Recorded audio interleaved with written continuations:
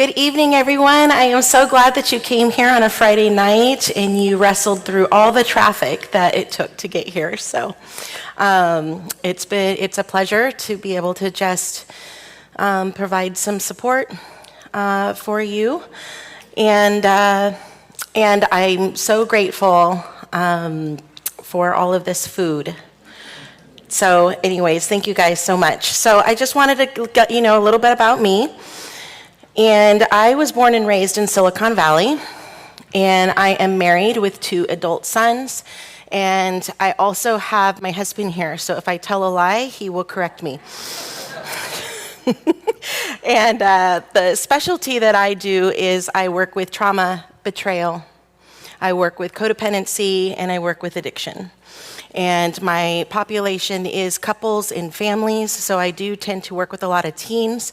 During the pandemic, I started seeing more of the teens than I was the couples, just because of what was going on in the mental health for them. So anyways, also, those little hearing aids, just wanted to let you know, I actually am hearing impaired. I wear hearing aids. So I'm gonna ask some questions, and if you raise your hand, just talk really loud for the question. If you have a question, so that way I can make sure that I am hearing you. So I may walk all the way up to you. Sometimes it's because I really want to get close to you. Other times because I can't hear you. So just wanted to put that there. Tonight we're going to talk about quite a few topics, and some I'm going to spend more time on some areas than others.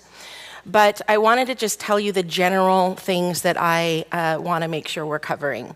And so one of that is just the parent fears that we have for our teens and just parenting in general. And our teen needs. What do our teens need? Sometimes that's hard to even figure out.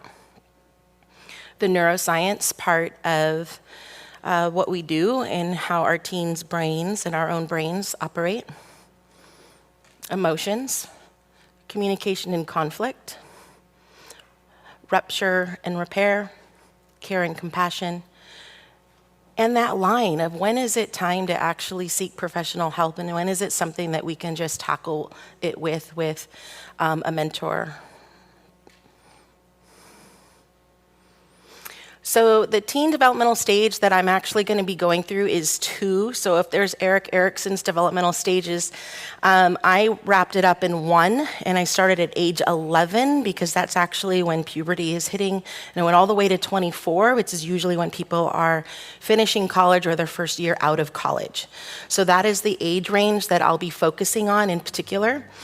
With that said, in that age range, there's 3 things that our teens are seeking, and that's identity, belonging, and purpose. And during this time, what they're really trying to do is figure out how to be an individual. Who are they? What is their identity as a person? They're also trying to figure out differentiation. Who am I separate from my family? What are my values? What are my needs? What are my wants? And where does that collide?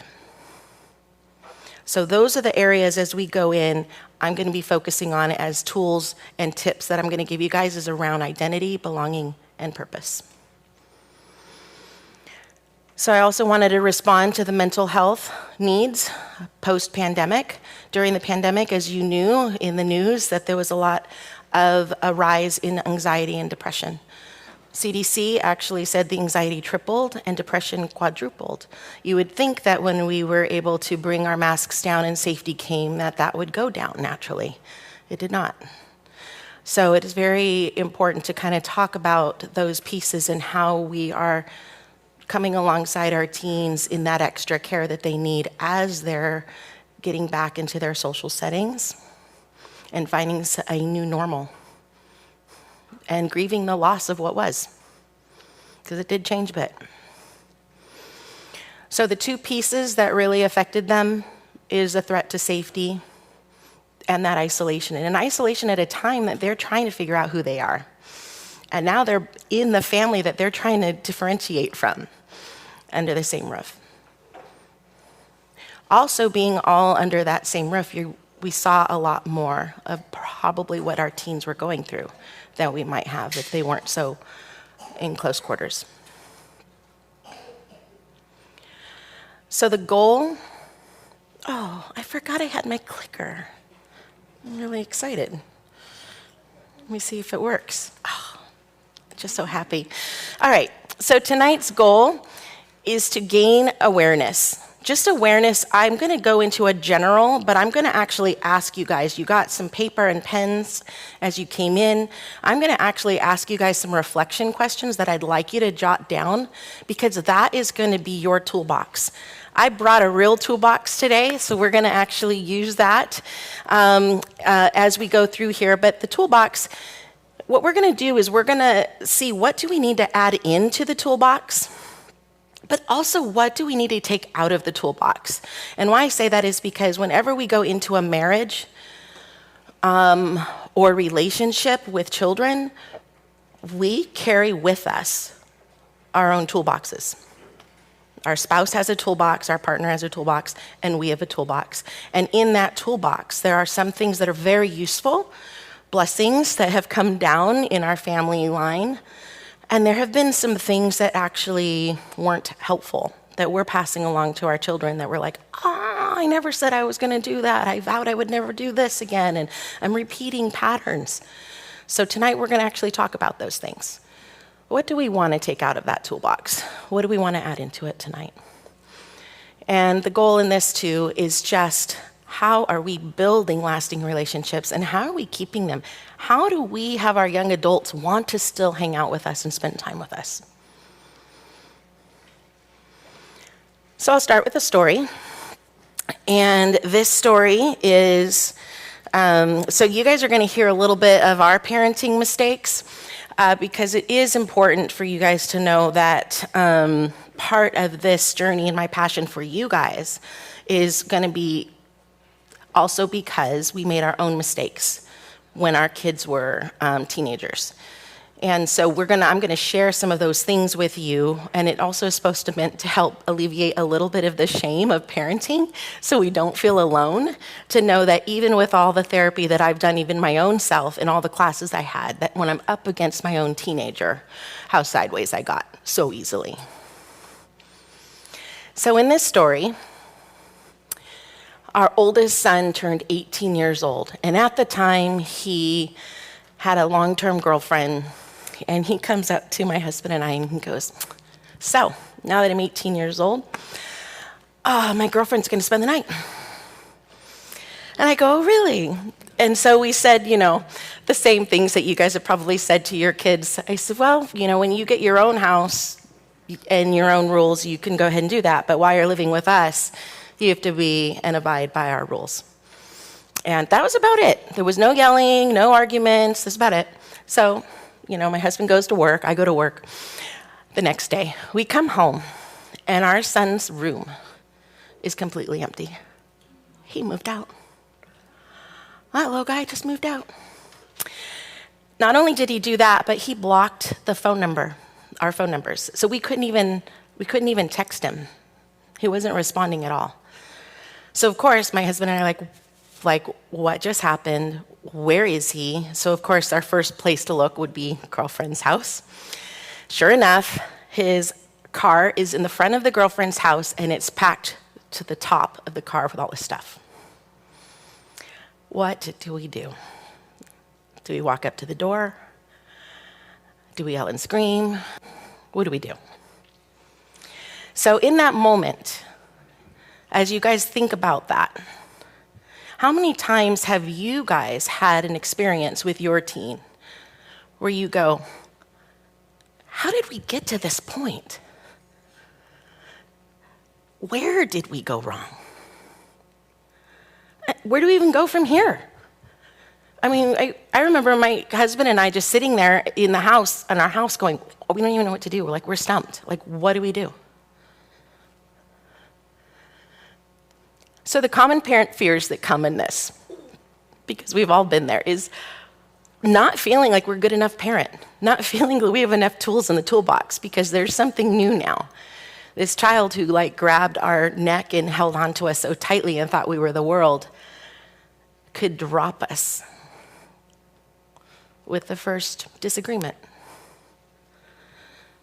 And how when we grow up, even in a Christian community, or we're parenting in a Christian community, how we can feel image conscious too, like, oh, the child is a reflection of our parenting. Everyone's going to think that. They're going to see what we did wrong or what we didn't do wrong. And we start to really have this like shame feeling that comes in our parenting, in our worry. I remember my husband and I used to fight all the way to church, and then we'd get out and we'd hold hands. Because we just, it reminds me of that song. Do you guys know that song, Casting Crowns, Stained Glass Masquerade? Anyone? Oh, I'm going to share that song with you guys. It's my most favorite song. But in the beginning of that song, it says, I take a look around. He's in church. He said, everybody seems so strong. They seem to hold together. I know, soon they'll discover that I don't belong. So I tuck it all away, like everything's okay. If I make them all believe it, maybe I'll believe it too. We go through that. And our fear too is a disconnected and detached family. All of us want the family that is connected. All of us want what we're told we'll get if we do A plus B plus C. So just a little reminder. We live in a broken, fallen world.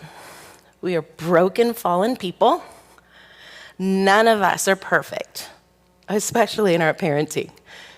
And we absolutely need Jesus in our walk. So this iceberg represents that up above that line is usually what's visible, what we let people see and what we want to see even ourselves in who we are. Every human being is an iceberg. It just depends on where that line is. Underneath that iceberg is all the stuff that we're just like, I don't have time for that. I don't have time for that. That's too painful. I don't even know how to deal with that. But it erupts. And that's what we're going to talk about tonight in emotions and how we communicate. Because what's under that iceberg erupts in conflict, especially with our teen. Because our family, inside our home, they have the most deadliest weapons because they know our weakness. They've seen us in our good, our bad, and our ugly. And it's very hard for us to stay that stable ship when we feel poked and it's bleeding. So for all have sinned and fall short of the glory of God. And thank goodness all of us are justified freely by his grace through the redemption that came, Jesus Christ. So some of our common parenting mistakes. Does anyone know who this family is? Anyone? Was it? Yeah, Leave It to Beaver. This is like an old movie that showed this wonderful family.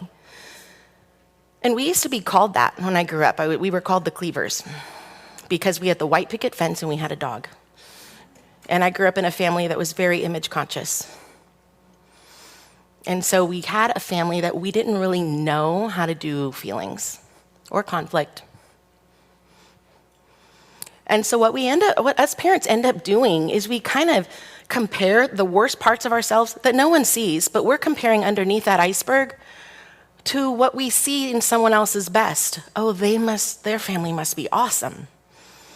Because look at how, such and such, blah, blah, blah, right? But we do this with our kids too.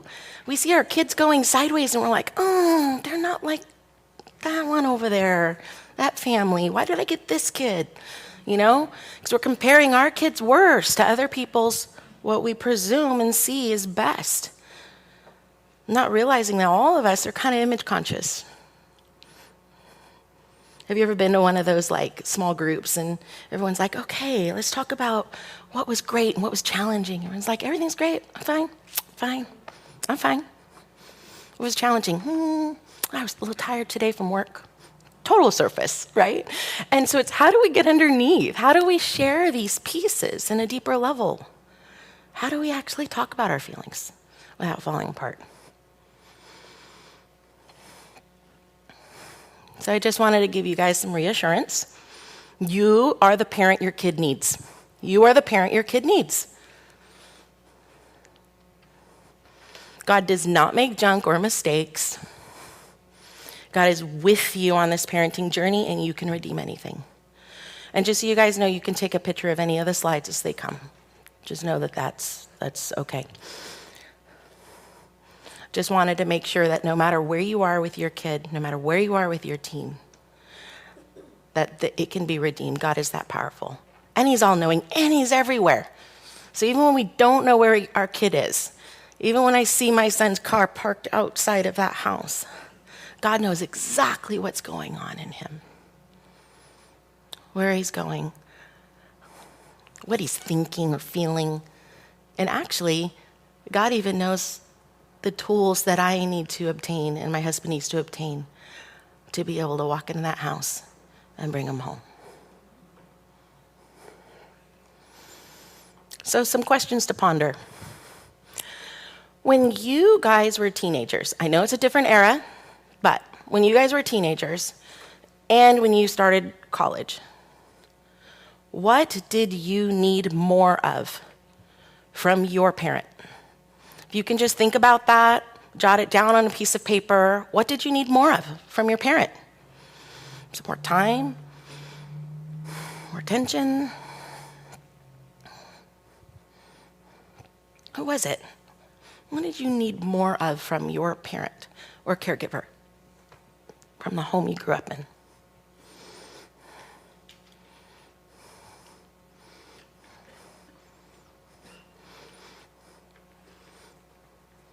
Next question.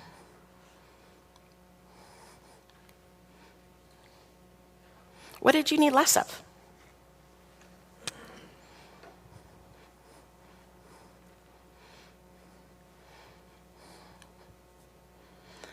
So as I was preparing for tonight, these two questions were like really intriguing. So I'm like, oh, I'm going to elaborate on this.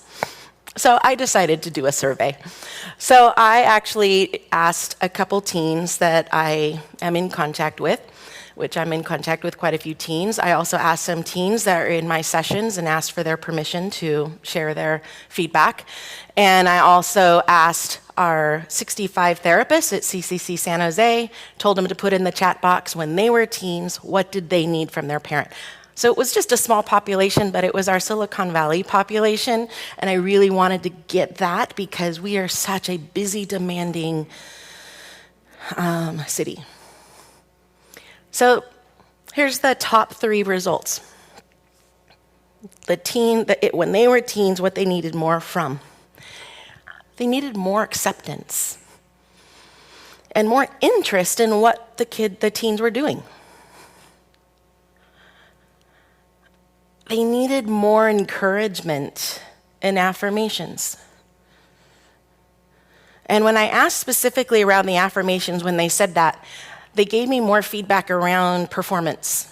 They said, more affirmations of just because I exist, because I'm their kid, not because I brought home that A, and not because I hit that home run.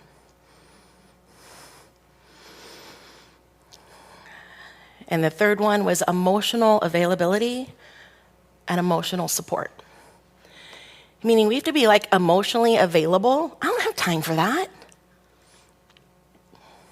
To just sit around and be emotionally available. And emotional support. So when they come to us in an emotional mess, how do we support the emotional mess? What do they need less of? Here's the top 3. Less judgment and accusation.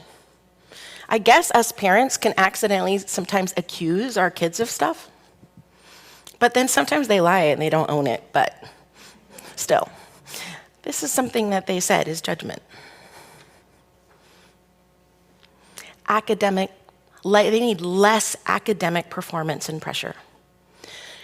So when I asked them, tell me more about that, they said, sometimes we feel like our parent only cared about us when we were achieving something. So therefore, we feel like we need to keep achieving to have worth.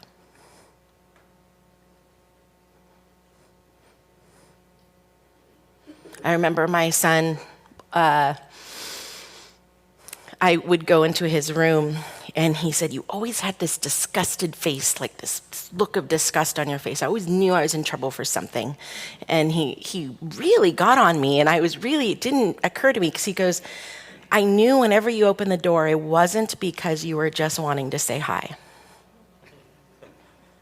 You were opening it up because you're going to check in and see if I clean my room, or tell me that I didn't take out the garbage and do my chores, or if I got my homework done, and to stop playing video games." He said, "You were pretty predictable." And assuming everything is fine. I did that. When I was in my master's program, I was working 2 jobs and going to school at night, and it was a lot of work. And during that time, I kept looking at my boys, and they seemed to be functioning. They would go to their friend's house after school. I'd pick them up. They seemed okay. I assumed they were fine. Did I ever take the time to sit down and check in with them? No. It took quite a few years with my son in therapy before he told me he was bullied at that time. We can accidentally think everyone's doing fine. So therefore, we'll just keep on trekking. So now, this is another thing to kind of write down and think about. What would your teens say they need more of from you?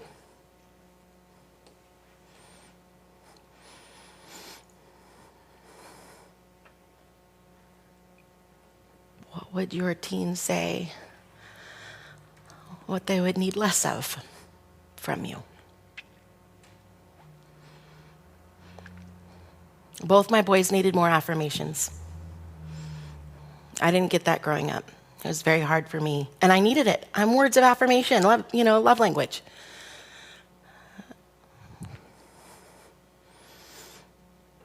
They needed less criticism. So, 4 areas us parents get stuck. Emotions. We get stuck in that. Sometimes our emotions, sometimes their emotions, sometimes when both emotions are flying. Communication. We can get stuck in that.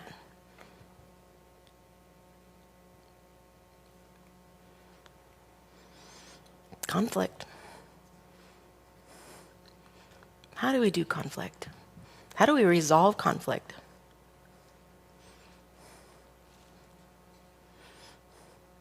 And the 4th one, we are so busy. We're such a busy city. We have jobs, projects, things that need to be done. Kids have school and academics and sports after school. We can get stuck in that busyness and say, "I don't have time for that. I don't have time for my own self-care or my own emotions. I don't have time for my kid's meltdown right now. We don't have time for you to say that your tummy hurts. We gotta get to school. We don't have time for that." Well, but do we ever make time? How do we even do that when the demands never lessen? How's everyone doing? All right. We're entering into the next section, which is the neuroscience. Neuroscience is really important. It's actually something that God already gave us, but we humans, it took us a while to put a name to it. So neuroscience really is the effects of our brain, our psychological responses, our overall well-being, and it links our physical and our emotional and our body sensations, our psychological. It's everything. It's everything. And it took us a long time to try to figure out what was going on in that brain of ours. But God already knew. He actually said in Romans 12, "Do not conform to the patterns of this world.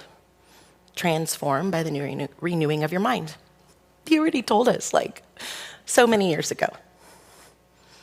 So let me give you a little bit of the brain, just some key components that's going to address the emotions and communication tonight. So right here is our prefrontal cortex. This is our logic and reasoning. It's our ability to problem solve. It's our ability to know how to work through hard things. If you use this as the brain and we go into our limbic system, so right in the middle of our brain, if we were to cut it and just look right in the middle of it, is our limbic system. The limbic system is our emotion center. Right above that limbic system is the hippocampus. It's like a little teeny thing right above that feelings. That hippocampus, you can look at it as it's our pain box. It's our stored, painful memories that we never really resolved, or shoved down, or tried to forget from our childhood, traumatic events. And when our emotions get up above a 5, 0 to 10, above a 5, guess what our emotions do when they get above a 5? Any emotion. They shut down this. They shut down our problem solving. They shut down our logic and reasoning.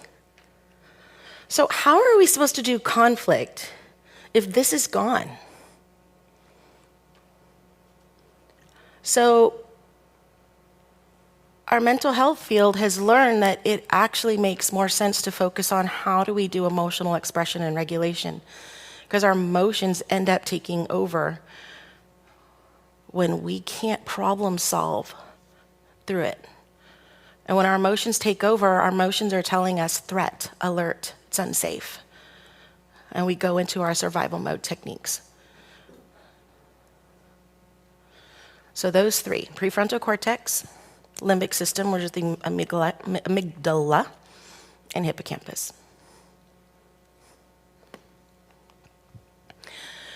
The other thing that is pretty cool is this neuroplasticity. Neuroplasticity means that our brain, when we have some sort of trauma that happens to us as a kid,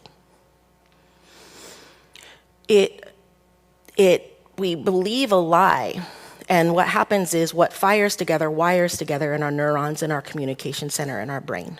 And it gets stored then in that hippocampus. So when our emotions get high, we start panicking.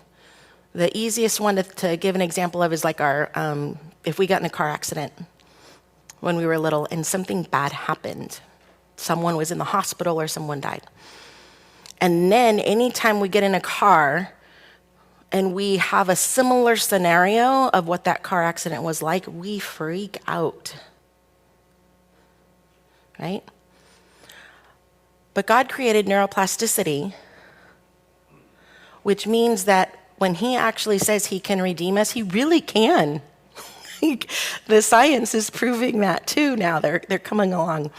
And it's really the patterns of behavior that are repeated. So if you actually see, let me see if I can use my little red. Oh, it's so teeny. Can you guys see that red dot? Okay. So when we go this way, what we're doing is here's our brain, and we're creating a pattern of behavior that's repeated. And when it's repeated, it goes into the neural networks, and it actually starts creating, this is why Atomic Habits, that book is so popular right now, awesome book, by the way, is you are actually creating new neural networks.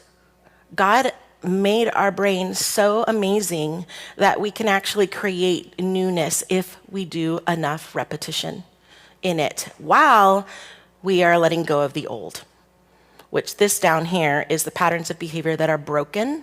They dissipate. So if we have like a lie we believe, like, I don't know, say we're on the playground in elementary school, someone called us ugly, and then we had like 4 other encounters where we really solidified, oh my gosh, maybe I'm ugly. Then we believe it, it becomes this dark line. Then over time, we go in and we start saying, you know what? I'm not ugly. God doesn't say that anywhere in the Bible. And, I was created pretty amazing. And how do I believe that? And what do I do? Well, alongside doing some healing work, you're also doing a self-talk that's different. You're also showing up with self-care and self-compassion, and it changes it. And it starts to go over here, and you are changing pathways. Again, consistency. So let's look at that. I'd like you guys to just try for 90 days, just to prove the work. Select a new activity that's challenging and important. One great one is exercise. If you haven't started exercising or you feel like, oh, I need to get exercise, start that. Engage in it for 90 days. And as frequently as you can in that 90-day period, which means in a 7-day period, at least 4 times out of the 7. You can also further this neuroplastic change by eating healthy diet, exercise regularly, and connecting with others. If you do that while you're exercising, you actually exercise with people, in 90 days, you're gonna actually want to do it. Where on day 1, you're not really gonna want to do it. Neuroplasticity. Simplified. Any questions there before I move on to emotions? Emotions. So we have 5 main emotions, and I just love the Inside Out, Disney Pixar's Inside Out. If you have not seen that, highly recommend you see it. A couple therapists will help Disney come up with a movie that actually talks about emotions and the importance of them. And really gave a great, like when, how many have seen Inside Out before I start talking? Oh, yes. Okay. So like right when sadness like went into all of those balls of memories, I'm like, oh, they're in the hippocampus. It was just like so exciting for me to see that. And so, but one of the ones that we have is anger. The other one is sadness. The other one is joy, fear, and disgust or shame. So we have all those inside of us. Our kids have all those inside of them. And actually in the tween years, how many have tweens? That's like, oh, God bless you.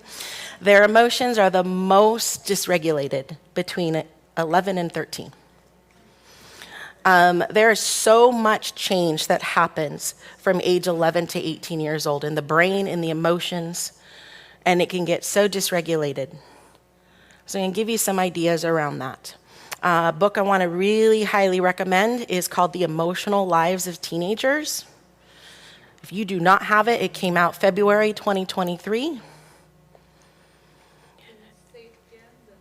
The Emotional Lives of Teenagers, and you'll see it in my because I'm actually going to be referencing a lot of that material tonight, and it's going to be in my references.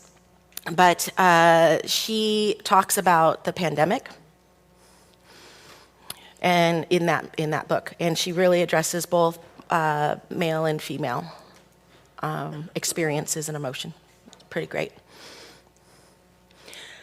So I want to hit on legacy burdens. Legacy burdens is a mental health term. For as Christians, it's considered generational blessings and curses. So I just want you to think about it when you're looking at emotions. When you grew up in your home, what did your parents display or express in emotions? How did they do anger? How did they do sadness? Go ahead and kind of write it down a little bit. Did they show it? Was there ever an over-emotional one that was definitely overused and one that was underused? Like, when did you ever see one of the parents cry or have shame or have fear? How did your guardian or parent show fear? Or even talk about it?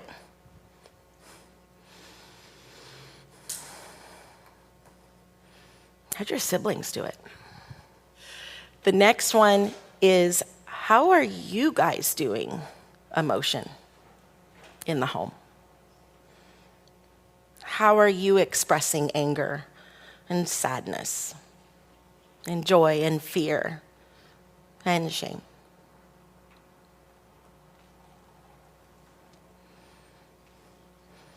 And not only how are you expressing it, but what are you teaching and modeling for your teens? Because I can tell you, my oldest, he and I both had this attachment style that was an unhealthy attachment style, and that's a whole nother workshop. And when he and I would get into it, I can get just as ugly in my emotions as he could. We just like matched each other. He can push a button and I can just lose my prefrontal cortex in one trigger. And I'm acting 15. So this feelings chart, I absolutely love. And if you guys want a copy of it, let DJ know and I will send him an email copy and he can send it to you guys. This is my favorite one. I use it with all my clients. I use it in all my sessions.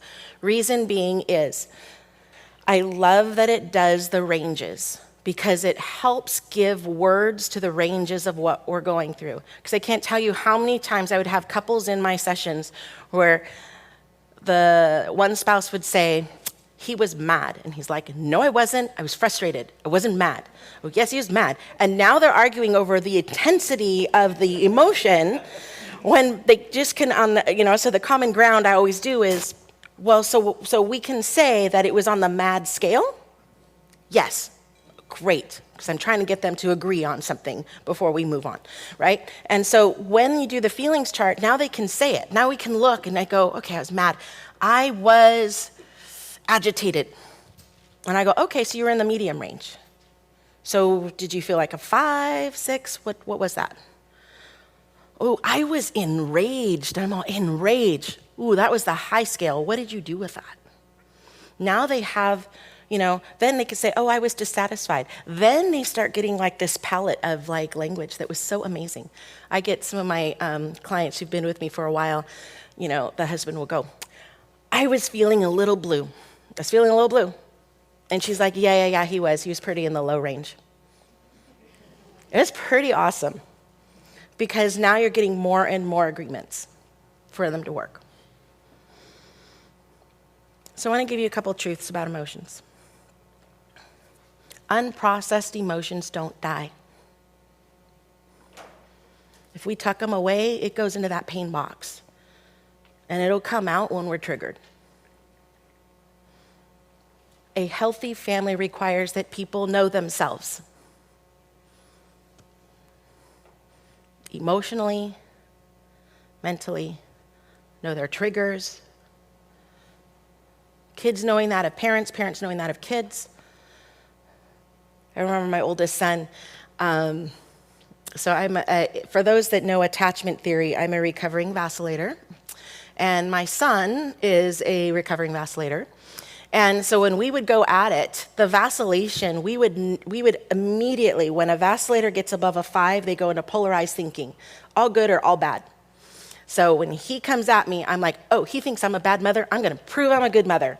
And then he's like, oh, she thinks I'm a bad son. I'm going to prove I'm a good son. And now we're in defense mechanisms all the way through, right? But he would, I gave him language, he would go, Mom, you're vacillating right now. Oh. Or I'll go, son, I think we're in a vacillation dance right now. And he goes, oh my God, I think you are. I think you're right. Can we just stop for a minute? I go, yeah, let's stop. Let's take a break. Let's get off this crazy cycle. Healthy family requires that people know themselves. And feelings help us discern God's voice. Because it gives us that pause button. Let's just pause for a moment. I think the worst thing, this isn't really about teens, but I'm going to tell on my husband since he's here. My husband and I would get in arguments, and he'd be like, I just think we need to pray right now. And I'm like, no, we don't need to pray right now. I want to continue this conversation in the escalation that it is. He's all, no, I think we need to pray. He grabs my hand, and he closes his eyes, and he starts praying. And I could tell he's clearly in his prefrontal cortex because he can push the pause button. But at the same time, it brings it down. it brings it down. It only takes one person to help de-escalate the other. Another truth about emotions. Difficult emotions that go unprocessed, they actually cover pleasurable feelings. So if you look in this jar is actually from Emotionally Healthy Spirituality book. And it's really good because they really talk about it. And if you remember Disney Pixar, joy ran after sadness. And so they did not have joy in the control center for a really long time while she was chasing after sadness. So joy and sadness were both deep into the hippocampus. That really happens. We actually can't have joy, experience that genuine joy, if we can't fully experience our genuine sadness. So when we can experience all of them can come up. We can't actually pick and choose which emotion we're going to show and not show, and feel and not feel, experience and not experience, and have the other one be bigger.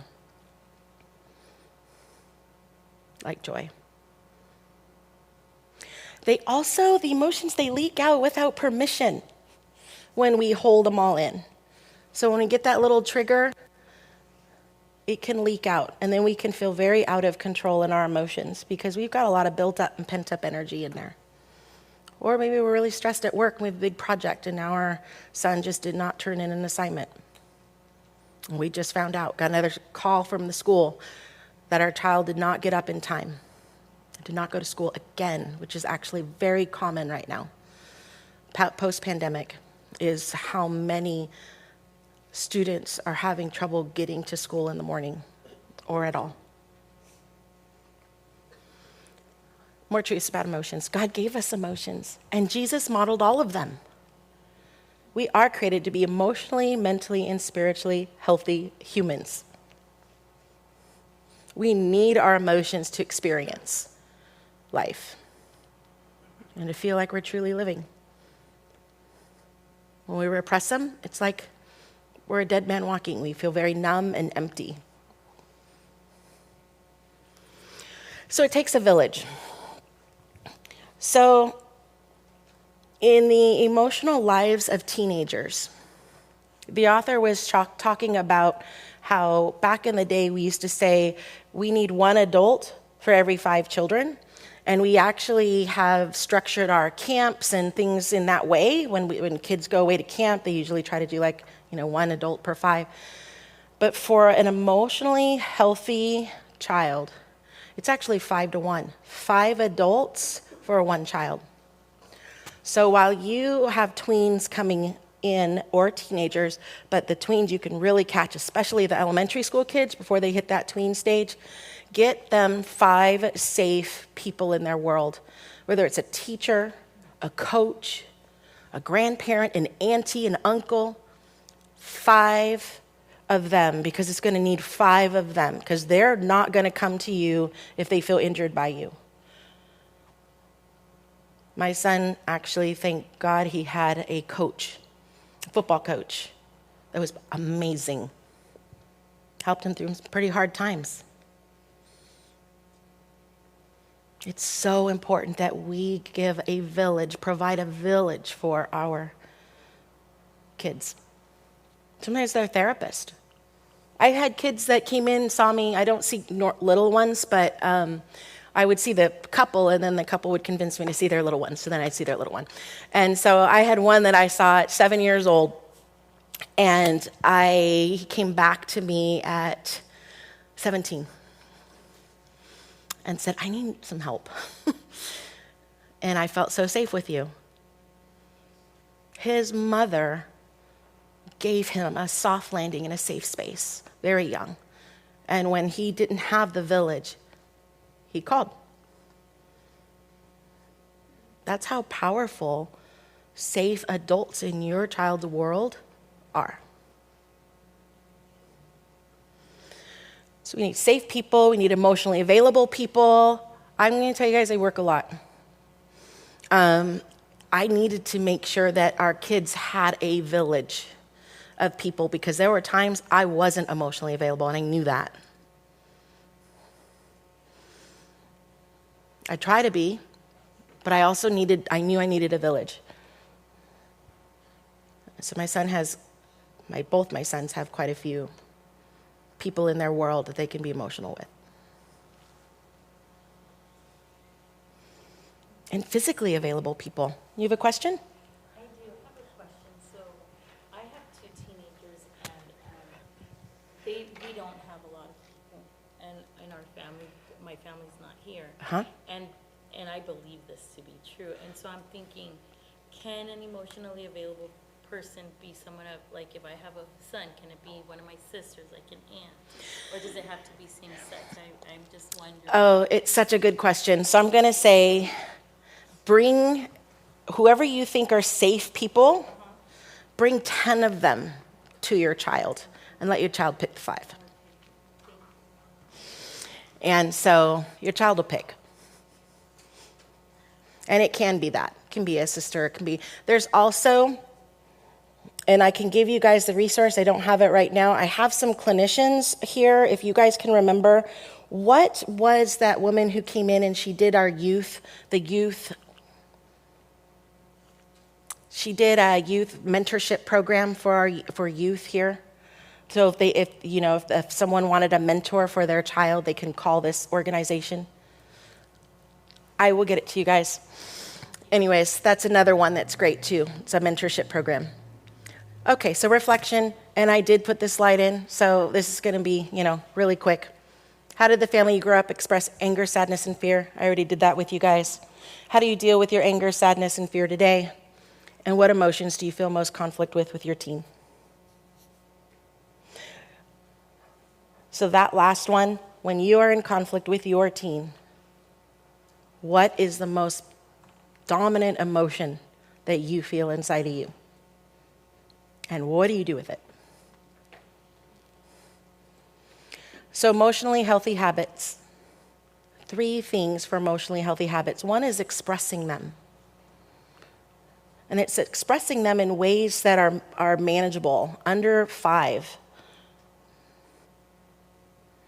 If they're over 5, to be able to just maybe take a walk, we're going to give you some stress relieving tips at the end of this workshop that's going to bring down, decompress, so you can get to a place of expression versus aggression or regression. Next one is regulation, just knowing what to do when you have it, when you're in that heavy emotion. And timing, the timing of it too. There have been times I remember getting in a big fight with my younger son, big argument, oh my gosh, and it was 8 in the morning and I had a client at 9. I was crying, he was crying, and I had to zip it all up, and I just did a prayer, and I zipped it up, and I went to work, but I had to put it away. And at the end of my day, I had to unpack it and journal and pray. The timing of it. I can't call my client and say, I just got in a fight with my son, I'm very emotional. Can't have you right now. So emotionally healthy habits. It's important to acknowledge and celebrate your feelings, says the cartoon. Yes, it is. So, all right. Action plan. Here's our first action plan. Okay, so you see this toolbox here. This is the toolbox that I brought into my marriage. Some of it has the legacy burdens. Some of it was things that I learned that was unhealthy. Like I didn't learn how to do anger well.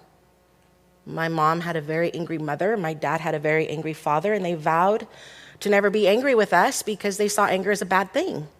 So then this oldest child here starts having emotions. And I started learning that anger was bad. So I shoved it down. And I learned to be a pleaser instead.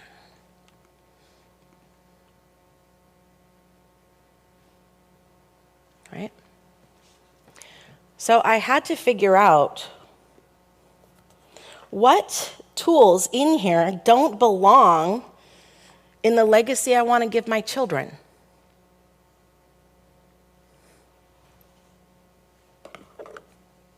This does not belong in a toolbox.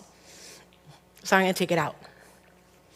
So my question is for you guys, as you're looking through your toolbox in what you've learned in neuroscience and emotions, what is one thing you want to take out of your toolbox that doesn't belong, that you do not want to repeat those patterns and send them back down and pass them down to your kids?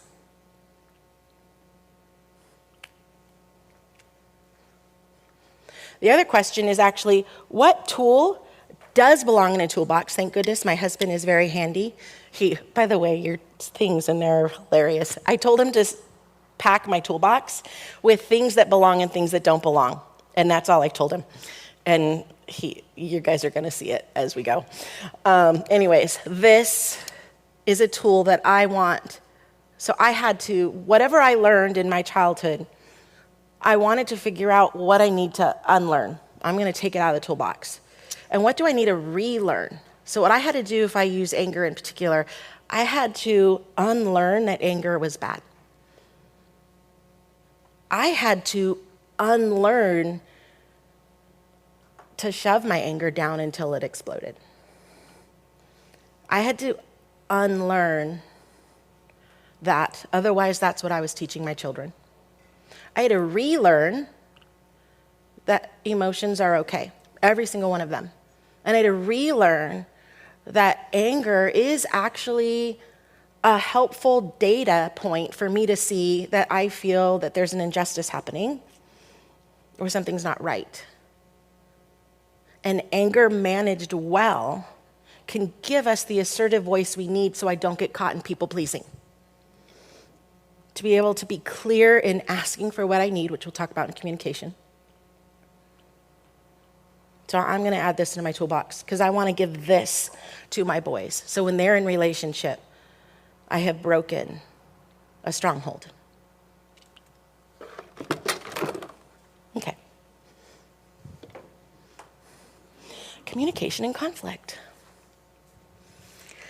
Communication is hard, guys. You've got if you would just go into marriage alone or partnership alone, we got two different personalities, attachment styles.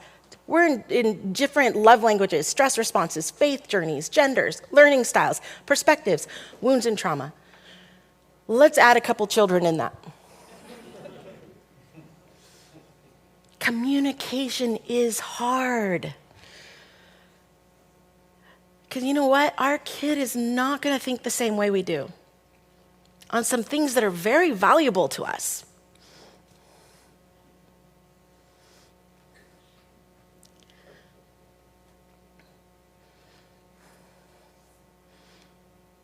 And if I just do a little piece on generations, we're different generations. We're working with our kids, and our kids have a whole different technology world. I'm so thankful that I grew up in the era that I grew up, because there are no pictures of things I did when I was in high school.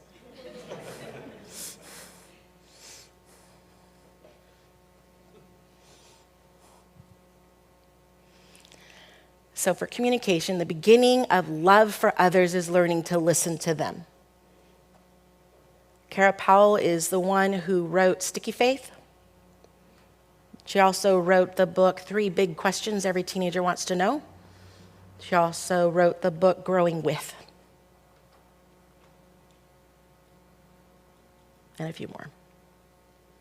So communication. My husband used to always say this annoying thing, but I'm going to use it again. We'd say in communication, who goes first? Who starts the communication pattern? Who initiates it? Who pursues it? The more mature one. So I guess us parents are the more mature ones.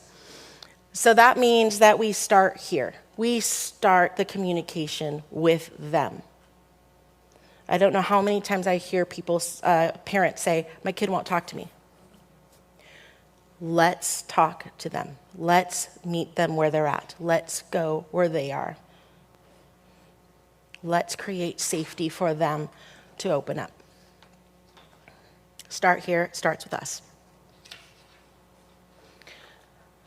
So that means that if we're going to communicate, we're going to have to create some space to communicate. But we're so busy. How do we do it? How are we going to create space for that? All right, some communication tips. Be a student to what your teens love. That was my first mistake.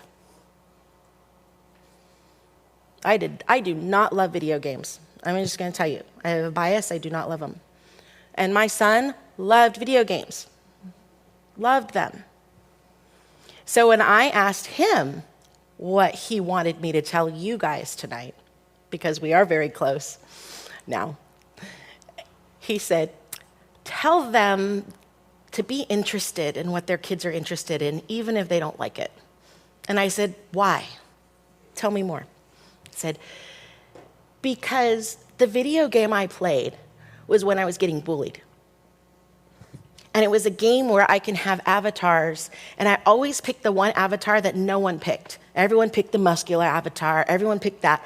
I picked the underdog avatar, and I beat everyone in it. Wow. Wow. He works at a 5150 inpatient treatment for minors because he wants to be that guy that's there for the underdog. So my son loves video games. I hate video games. Uh-huh. I try to meet him where he's at, and he... By the way, she's saying that her son plays video games and she doesn't like them, just so you guys... And I try to. I know how important it is for me to meet him where, Jesus meets us where we're at. So I'm like, hey, how do I create like a login? And he's like, he doesn't want me to be part, like he thinks I'm going to embarrass him or I'm going to be so embarrassing. So he's like, get away, Mom. So I want to be that mom that gets into the video games, even though I hate it. But he doesn't want me around, and I feel like I want to respect him. Yeah. So I would do that. Yeah. So everything's in balance. So I want to make sure you don't go overboard and take them away from him, or that be the thing when the grades come in. I did that wrong too. But also don't and just turn a blind eye and say, oh, things are good. We have to find that sweet spot middle of what the balance is. And so what I had to do with my son, because he originally, remember, he saw disgusted mom's face when I come in the house. So what I had to do in some of the repair work is I had to go and just say, I just want to be with you. Can I just be with you in the room? I'll bring my own book, because I love books, I love reading. I'll bring my own book, but I just want to see what you do. And I won't bother you. And he goes, well, I might say a swear word. And he goes, you have to promise you won't say anything and won't make faces. I'm like, oh, can you give me a day? I got there, and I got in there, but you know what he did? It went back to that thing. I accepted him where he was at. I loved him there. What did Jesus do with the woman at the well? He loved her where she was at. He knew what she went through. He knew what she did. He named them. And he still said, you are qualified to drink from the living water. Be a student to what your teen loves. Communication tips. Pursue one-on-one time with your teen. I hear time and again parents saying, how? It is so hard, and they don't want to communicate with me, especially when they're teenagers. And if you start when they're more in their 15, 16, it's even harder because they're starting to drive, and they're starting to have a little bit more autonomy, which they love. So here's a couple of tips. One, when you're driving them in the car, when you're taking them to school, try to be fully present. Try not to listen to a voicemail or listen to music or listen to your favorite podcast. Invite them to tell you what they want to listen to. One of the things that Lisa talks about in the emotional lives of teenagers is she said, have them play some of their music in the car on the way to school. My oldest son is not a big communicator, but I would say, can you play a song? He just 2 days ago sent me a song, and he just always preface it, because he's like, it's not about me now. But this really spoke to me when that time I was getting bullied. And it just came on, and I heard the lyrics, and I really want you to hear it. And I heard it, and I cried. I was on my walk. I cried. And then I said, this brought tears to my eyes. Thank you so much for sharing what was happening for your emotion in that time. Our teens very well could be using music as part of their coping technique. And your interest in that can say a lot. When I work with teens, and I do a lot of EMDR trauma work, and when working with teens, I would say, they would be like, I can't do the motion, especially if they don't have a lot of things in motion. And I put the buzzers in the hands, and I say, I want you to, one who gets angry a lot. I'm like, do you have an angry song? Do you have an angry song you listen to? Yes. I'm like, oh, can you bring it in? They're like, yeah, but there might be a swear word. I'm like, bring it in. And I'm going to play it while we're doing EMDR. And we're going to go into it in a presenting area, trauma work, where you had lots of anger.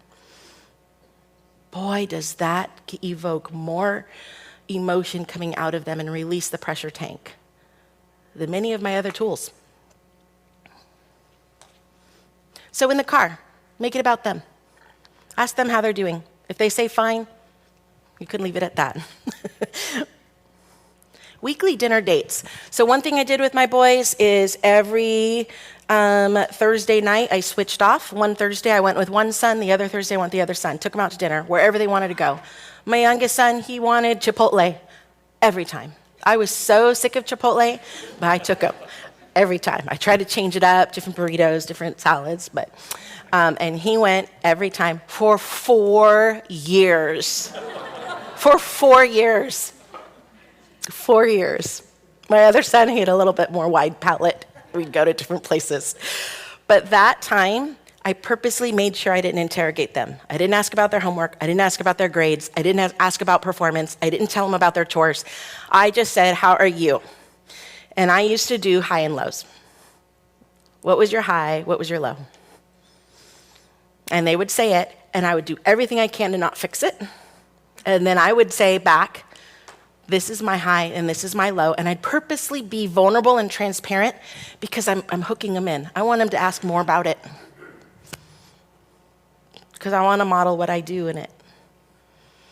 So I'm trying to teach them strategically, but without teaching them on purpose. AM, PM rituals.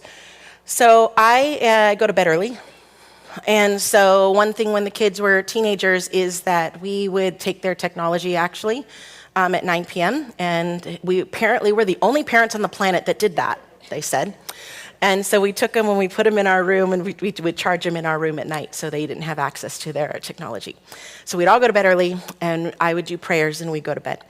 When they finished high school and had their technology back, they, going to college, then they said that mommy couldn't take their technology anymore, whatever. And so they were staying up a little bit later. So I couldn't really do the prayers, but I did prayers every night. And the prayer they used to say was the same. It was the same ritual. And it was funny because I said a prayer different one time, and my son's all, I like the other prayer. Dear God, please protect my boys and please help them have happy dreams of blue skies, green grass, and bunnies hopping all around. I did the same one for years. And my nieces know the same one too, and they will say, Auntie, can you do the prayer for me? Which is the same prayer. And so rituals and things, it has them remember, and it has them enjoy it. And after I would do those kind of prayers, we would talk, and I would just say, is there anything you want me to pray for you about? How about any of your friends? Sometimes they're like tight-lipped about them, but they gave me so much junk on their friends. And I'm like, oh, I'm going to pray for that. Thank you. Because guess what they're telling me? They're giving me information on their influence. So I pray against that. Next one. Read nearby. That was what I was kind of telling you about the gaming. Read nearby. I just sit and read. I'm just making myself emotionally available. And I used to say all the time, I don't have time for this. This is a waste of time. Be reading. I'm sometimes not even reading. I'm just mad that I'm just sitting here doing nothing. And he would go, and sure enough, he would like stop a game, he'd have a break, and he'd shut it down, and he'd be like, how are you? I'm like, what? Read nearby. Vulnerable storytelling. Be vulnerable and transparent. Let them know. My kids knew I struggled with anger. I told them, and they saw it one time. And they were 4 and 6. They call it scary mom. And they knew I went to therapy for it. They saw me working on it. They saw me trying new tools in the toolbox. And they gave me more grace when they saw that it wasn't a repeated pattern over and over and over, but that they saw me actually trying. Or in the middle of it, I'd be like, I gotta go take a walk around, bring my emotion down to homeostasis. They're like, yeah, you go do that, Mom. Yeah, thanks. We'll be right around. Come back. Vulnerable storytelling, very important. One of the things that is brought up in Sticky Faith, which was great, is they said, how many, do your kids know your faith journey? Do they know how you even came to know Christ? Do they know your struggle as teenagers? It's important that they know that we're human. So, communication tips. Build identity. God gave us gifts and talents. God gave our kids gifts and talents. Find it and empower them in it. Build belonging. Make it fun. I'm Disneyland. I take my kids to Disneyland. I take my nieces to Disneyland. I take everyone to Disneyland. Just whoever will go with me, I'll just go to Disneyland. But it is just building belonging. You're creating a tribe for your kids when you create space for them to have friends over or go to friends' houses or do things with friends. This is the biggest struggle right now post-pandemic. In the pandemic, there was so much social media rejection and abandonment happening and shunning people and doing those things. Now they're back and they're all in the same school with people that did this with them. They're trying to figure it out. If it's not happening in the school campus, put them in a sport, put them in a music, put them in karate, put them in something where they can find people that have the same interests. Serve with them. My niece goes on a missions trip. 15-year-old niece goes on a missions trip with my mom and dad and I every year and serves. And she's currently in emotionally healthy relationship small group Bible study with me on Wednesday nights. She's the youngest one in the class. I love it. Build purpose. Build purpose in your kids. Empower them, encourage them, give them guidance, give them direction. But they're not going to listen to you if you're telling them. They're only going to listen to you if you actually are showing interest in their well-being and who they are. What are your dreams? What do you want to do? What makes you good? My niece, we go do dinner right before the small group, and I asked her, she's like, I'm stressed. She's a sophomore in high school. I'm stressed because everyone seems like they know what they're doing. People already have their colleges picked out. And it's like, I don't even know what I want. I don't even know what I want to do. And I'm like, what are you good at? I don't know. I said, well, you're really good at the kids when we do the missions trip. And you're really good. Now think about that. I have to know my niece well enough to know what she's good at. So you're really good at this and that. And I said, it sounds like you might have some gifts and talents in the people field, the helping people field. She goes, yeah, that feels right. And I said, trust it. Talk to God about it. I don't know. Ask to pray over them. Ask if you could pray blessings over them. That is such an easy one where they could just say yes. And ask if there's anything that they need prayer for or you want them to pray for their friends. If they know you're a praying parent, they will come to you without you asking anymore, especially if they see you doing it. Communication tips. These are the best communication tips I've seen in all the books that I've read. Listen, listen, listen. Reflect back what you heard. This works even in marriage. And it works in families wonderfully. When you reflect back, you're actually reflecting back to make sure you got it right and that you're not making assumptions in the conflict. That is the number one problem that we actually have, is we make assumptions about the other person. I remember being in therapy. My husband and I went to therapy, and we went to therapy over ranch dressing. Do you remember that? And after we shared our spiel of what it was and his point of view and my perspective, she's like, so Tina, what were you assuming Dean was thinking about you in that act? And I was like, oh, I know what he was thinking, A, B, C, D, E. And then she's like, okay, and Dean, what were you assuming Tina was thinking about you in that act? Oh, she was thinking ABC. And she goes, did you guys ever ask each other that to see whether or not it's true? Well, that was a big transformation. Ask clarifying questions. Seek to understand. If you're not understanding, just keep asking until you understand.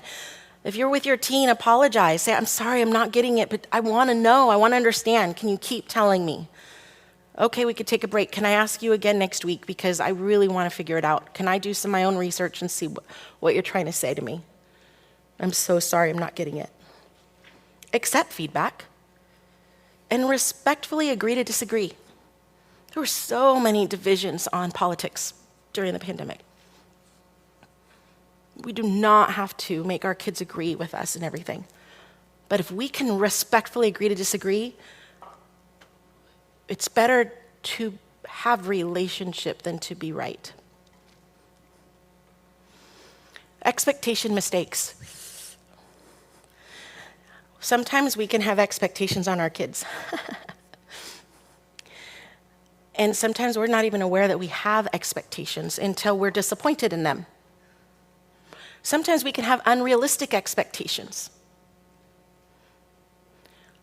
Sometimes we have unspoken expectations. We just assume they should know. It's common sense. We can also expect something, tell them, my son, I would say, I'd really like you to take out the garbage Monday nights because garbage day is on Tuesdays. Doesn't say anything. Garbage night came and went. The garbage was not taken out. I'm really mad. And he's like, I never agreed to that. You just told me to do it.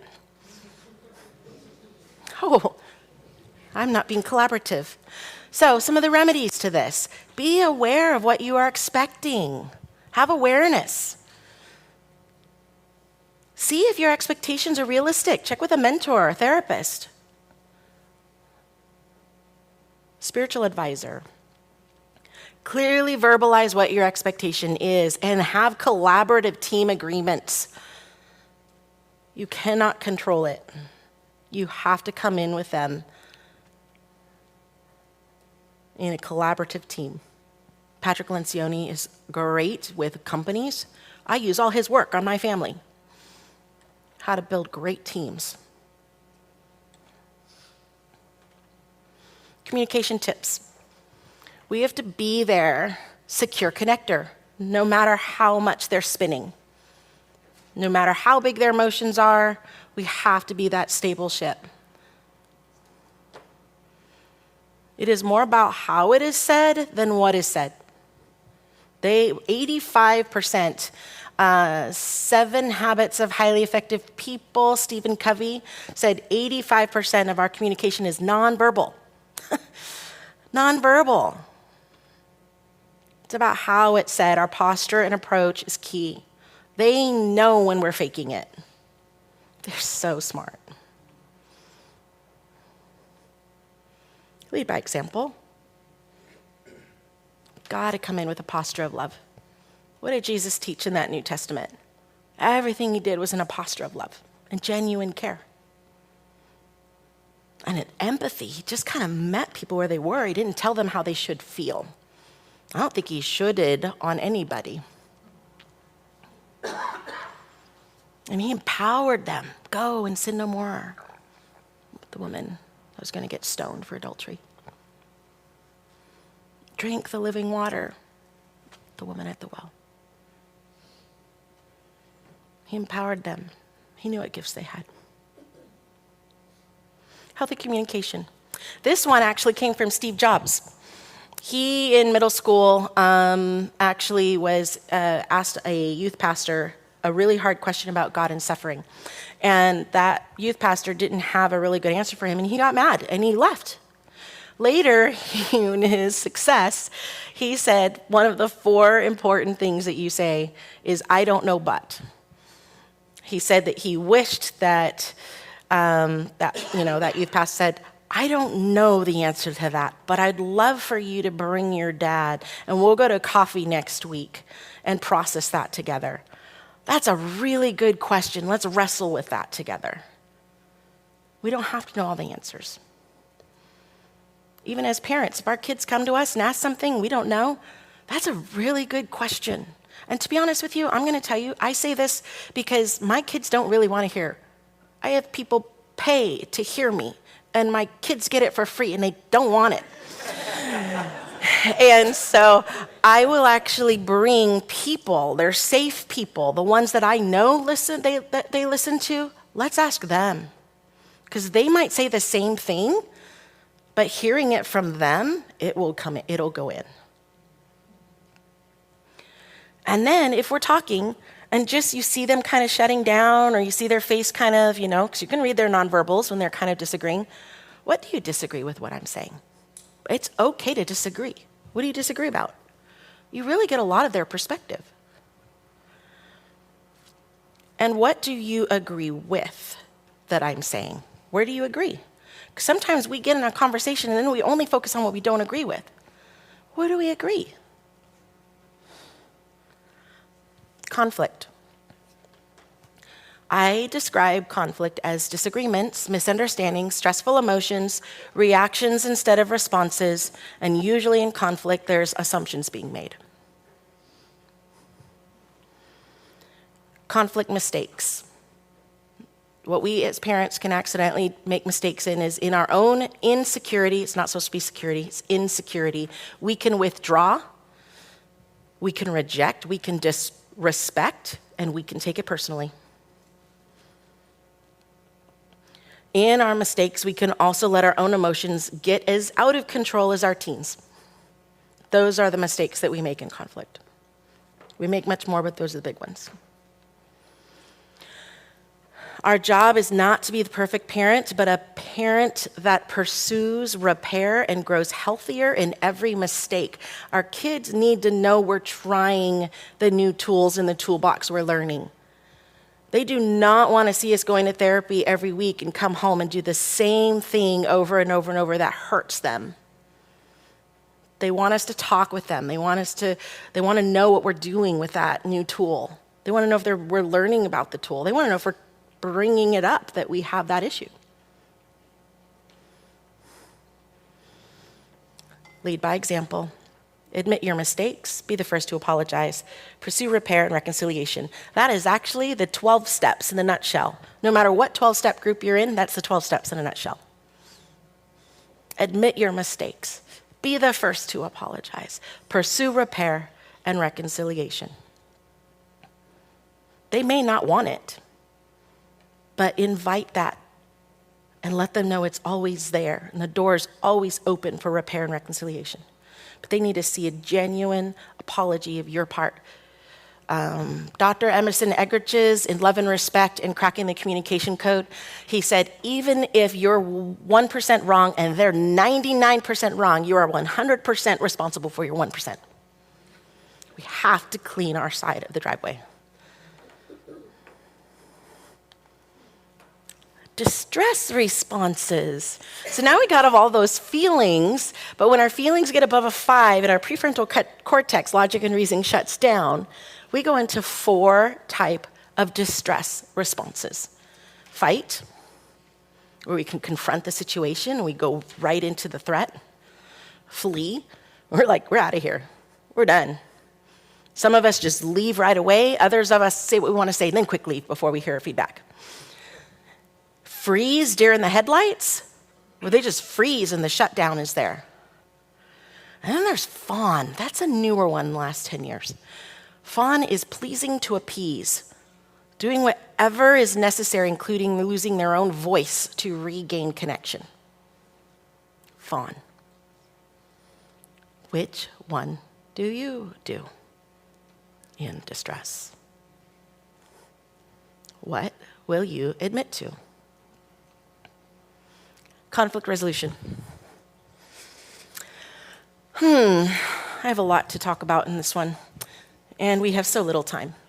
So I'm just going to go into the biggest thing that you want to know is when we do conflict, we need to stay in the window of tolerance right here. So as I've been doing it, let's put the neuroscience together. There's the number 5 and the 5 below. Oh, look, the numbers are upside down. I was hoping you guys wouldn't see that I just put it upside down. Oh, well. And this is the fight, flight, freeze, or fawn. So when we get above a 5, these are our response patterns. When we get it below a 5 here, our mad turns to rage when we're higher. See the ranges? And when we're up here, our kids are not, we lost whoever we are in conflict with, we lost them because we ourselves are not in the window of tolerance. And once we get above a 5, it takes 60 minutes for us to calm down. So I would say my best recommendation in this is when you're in the conflict and you feel yourself above a 5 in any emotion that you know is going to cause some injury and you're ready to react, just put a pause button and say, I'm feeling a strong emotion and I know that I can react in healthy ways with it.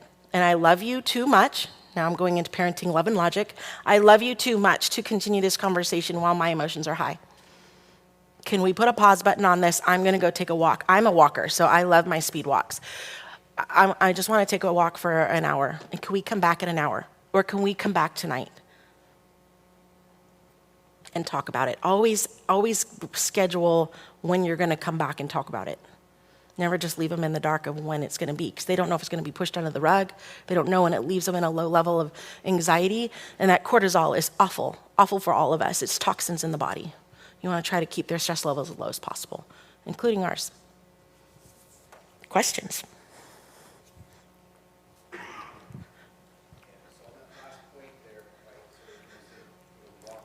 Let me come over. Hold on. I'm coming. My hearing aids aren't as loud as I'd like them to be. Give me a minute. Okay, go ahead.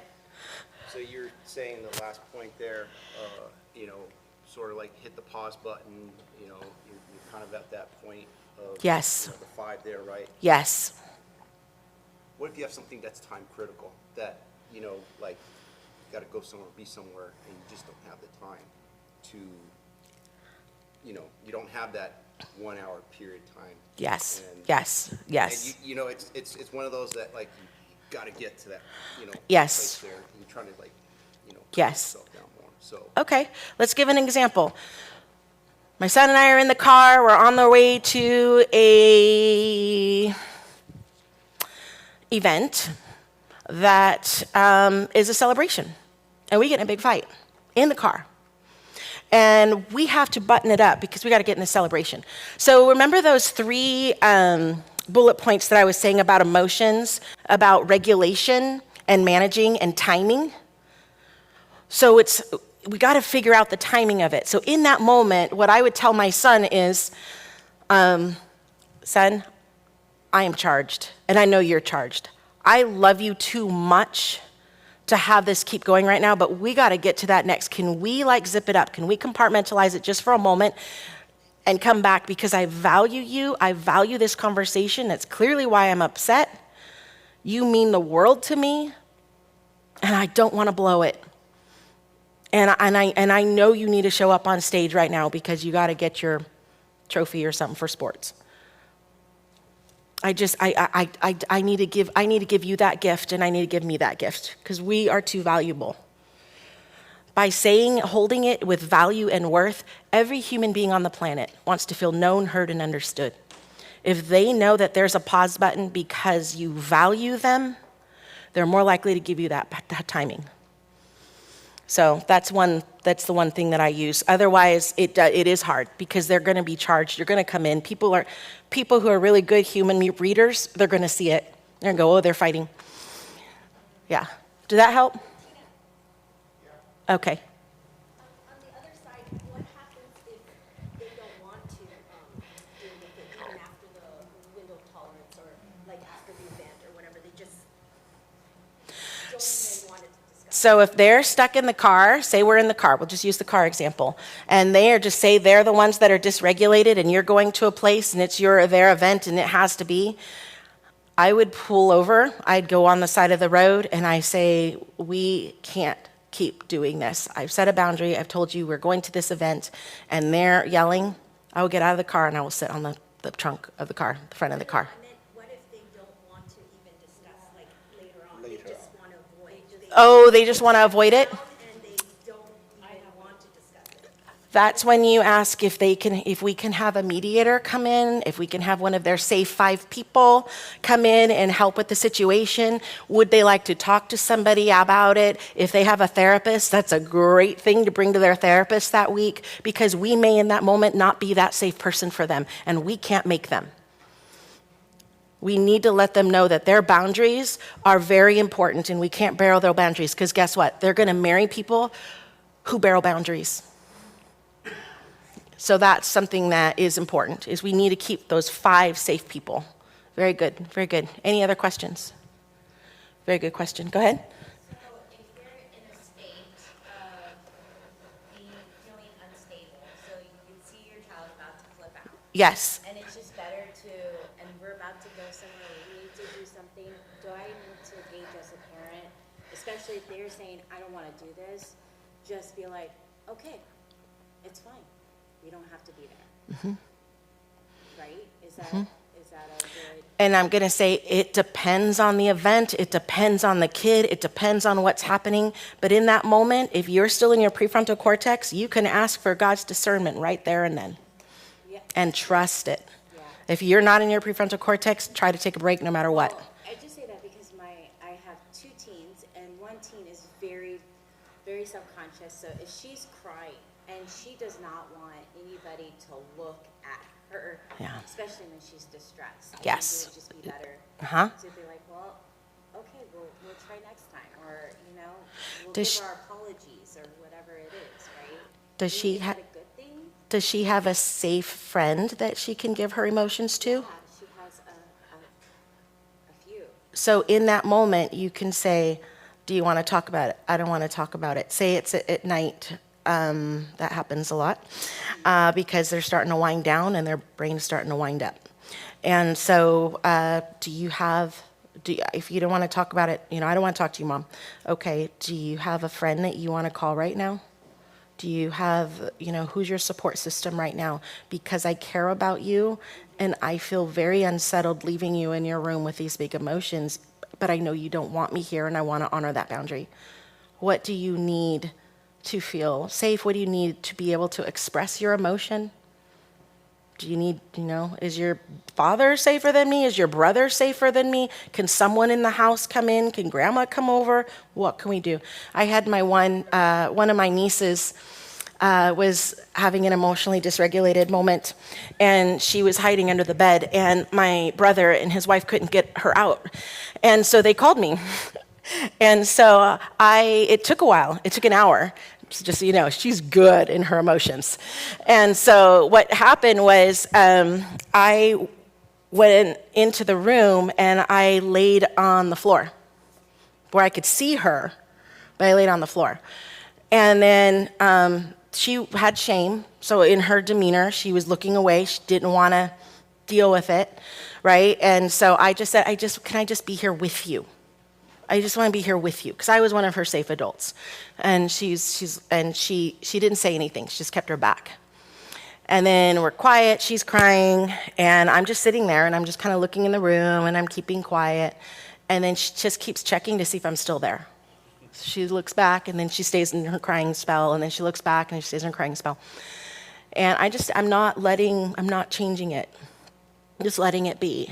And then it started getting a little bit more quiet. And then I started humming one of the songs that I know she loves. But I'm just humming it, and I'm humming it very, very low, which means she has to kind of stop crying to hear what's happening.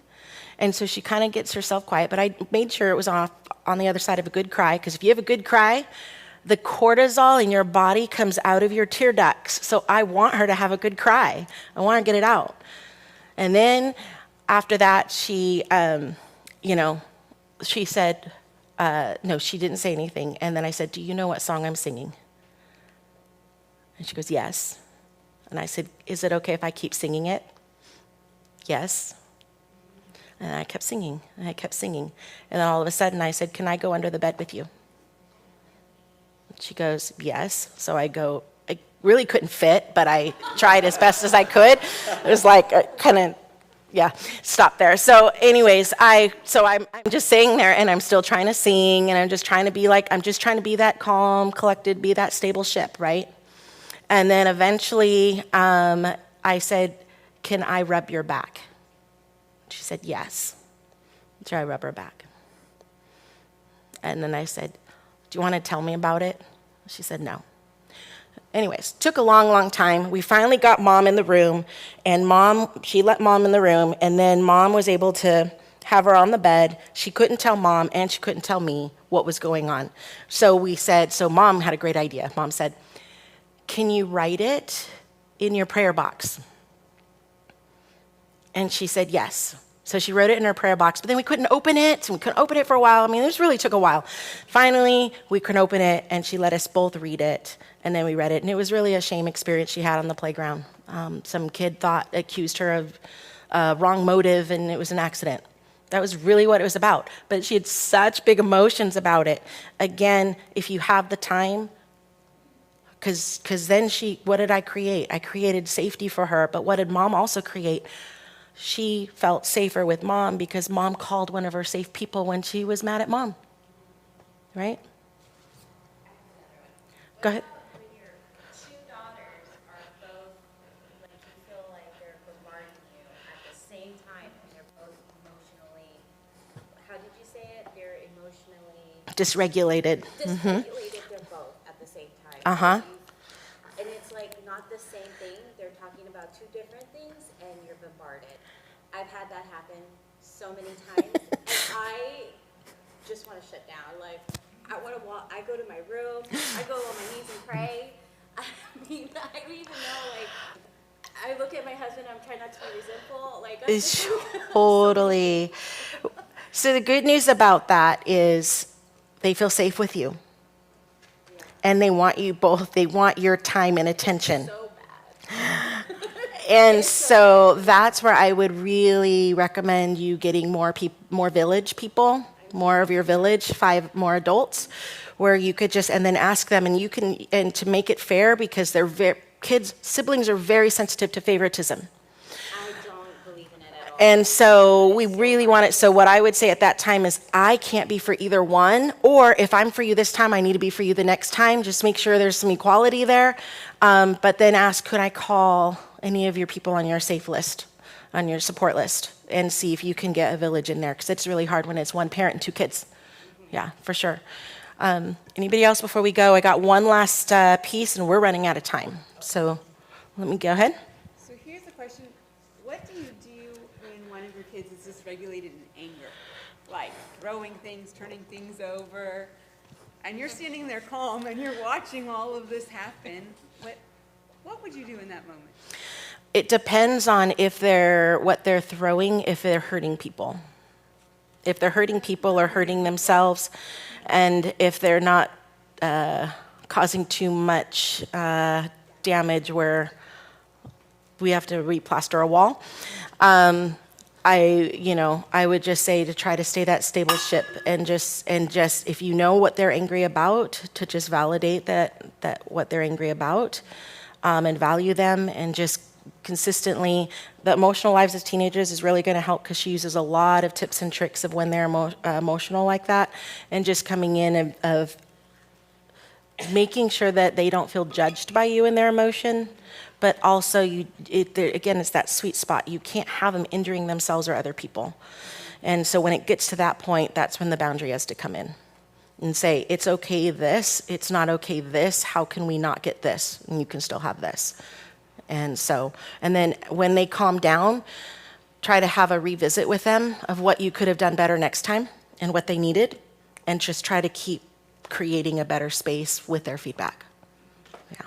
And again, if it happens and you feel like you're completely out of ideas, and it's been happening for more than a month, get a therapist involved. Yeah. Okay, I want to give you this because this is like super important. This rupture and repair, I'm just going to go into really fast, but I'm going to tell you why I'm going to go it really fast. It's only 3 slides. We are doing a 6-week workshop on rupture and repair in the fall at another church. So if you guys signed up for this, your email will actually go into our mail chimp that goes out, and you'll know when that flyer goes out to register. And that one is also free, and it's on Sundays, and it's at 10:30 Sundays in the full every Sunday in October. So just know that what rupture is, how I see conflict different than rupture, is rupture means that it has been built up over time. Super painful, it's very distressful, and it feels like permanent damage, like it can't be repaired. And you feel very stuck, and it's a repeated pattern over and over and over. Go ahead, I saw it. Story tidbit. Okay, you see the little gamer up there. So another story with my son. We got in a big fight. You'll hear more about that. And by the way, he gave me permission to share all these stories with you guys. And so that one is going to be unpacked in the fall. But basically, he said some really mean things to me when I was trying to get him off his gaming. And it got really bad. And I remember getting to a place of, I think we're permanently damaged. Like the things he said about me as a mother was horrid. 4 years later, I asked him, he was in therapy, on the other side of therapy, and I said, hey, and I brought this back up again. I said, did you really think that about me? He's all, no, I just knew you were going to take my games away. So here I am in therapy. I don't know how much money I paid on therapy, believing that because I took it personally. Again, he just wanted me to stop his gaming. He didn't want me to stop his gaming. Repairing rupture, these are the 4 things that will be talked about in that 6-week class series. How to admit mistakes, how to come in with remorse when you maybe only are the 1% in it, how to ask for forgiveness and grant forgiveness, and how to seek repair. And that seek repair is key. That's what we're going to focus on because you need to do it again and again and again as long as it takes. Fall workshop. Action plan, you guys can later go over what tool you want to add and take away out of your toolbox. I'm going to take away this one. Okay. And I'm going to add this tool in how to repair and how to deal with conflict. Prayer life. I've already talked about that, so we're going to go through it fast. Basically, it empowers powerlessness. I did a lot of praying with my kids. It also gives power to the supernatural. There are times where I just had an inkling to check on stuff, and I was right every time. And it got my kids freaked out because my son's like, you talk to God and he tells you things and you find things, and I just made me not want to do things. So it's awesome. Anyways, how to pray. Pray for your teen. Pray for your teen's friendship circles, teachers. Pray for you. Pray for your relationship with your teen, your family in general. Break general strongholds. Lead by example. Story closure. My son and I have a very close relationship. He went through therapy. I went through therapy. We went through parenting therapy because we went into a place of repair. It was a ruptured relationship. We almost didn't make it. He did move back home. He did go to therapy. He now works at a 5150 for minors. And he's a beautiful soul. Care and compassion, this is very important, and we've got 2 minutes. So I'm going to tell you because it's going to close the cycle. And but this is really important for you guys. With stress, teens stress us out. Tweens stress us out. And the first year of college stresses us out. How to close that stress cycle, that end piece is so important. Stress to burnout. Incomplete stress cycle built up. So when you constantly have incomplete and non-closure in things, you'll get to burnout. Ineffective coping. Avoid, distract, and numb. We have ineffective coping when we get to burnout. And when we get to burnout, our body and brain shuts down. We can't even problem solve. We can't even do work. When we're in that place, this is how you complete the stress cycle. We need to provide cues that your body is safe. And we need to get all the senses involved: thoughts, feelings, body sensations, and experience. Here's the 7 easy tips, and you know it. This is something you can start tonight. Physical activity. Your movement cues your body that you've successfully survived a threat. Breathing. We've been saying this for years, but it really works. It's the number 1 thing I use when I am feeling dysregulated. It brings you back down to homeostasis. I do more breathing for my clients in my office than anything else. We breathe at the end of every trauma EMDR. Laughing together, it releases the oxytocin in the body. Laugh with your kids. Oh my gosh, that belly laugh. My husband listens to comedians. Some are not funny, but some are really funny. And we laugh together. It is funny. It is really good. So, crying. I already told you the benefits of crying. When you can cry and let your teen cry with you, it is releasing the toxins out of the body together, and it's giving those oxytocins together, because God created us to connect for all these reasons that we are figuring out by science later. Social interaction. We were created to connect. Affection. So important to hug. This is the number one problem that was happening. I had a client when pandemic hit.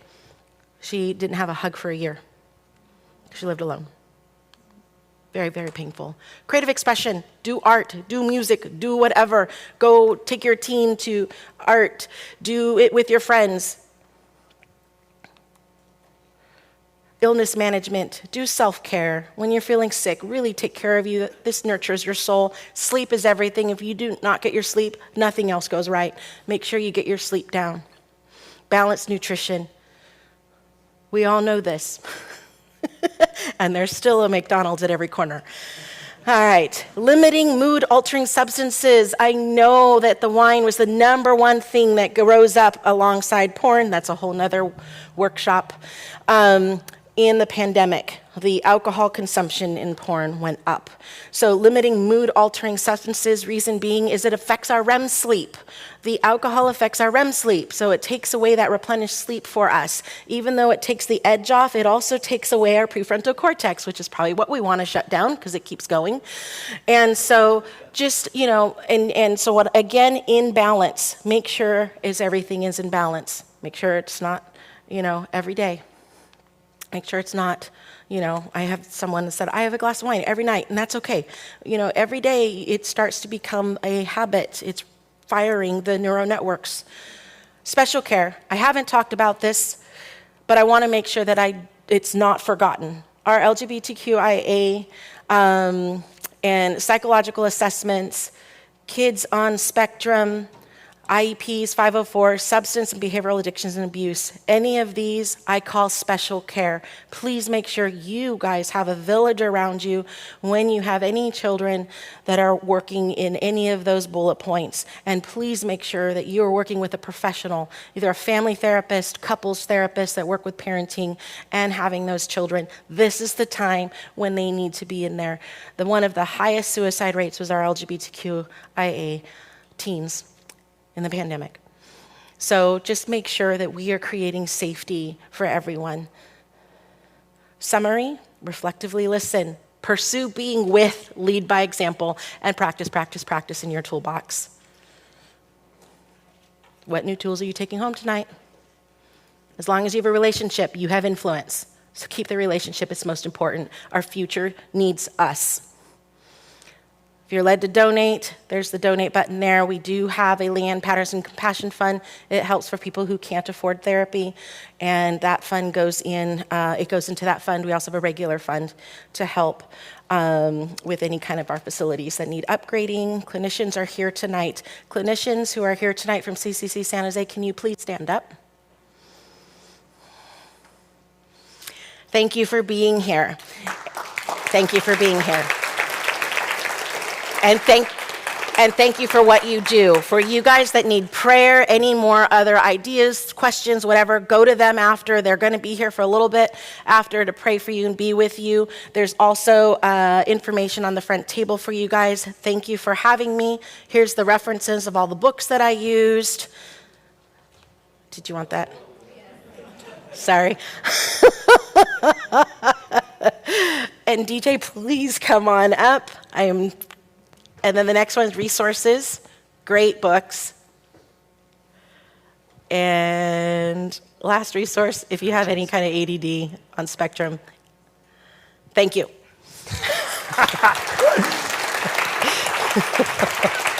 right. Thank you, Tina, so much. My wife, who's one of the therapists that stood up, nudged me in the back and goes, see, I've told you all these things already. I'm a freezer. Anybody else in here? I run away. I don't deal with my things, and then it builds up.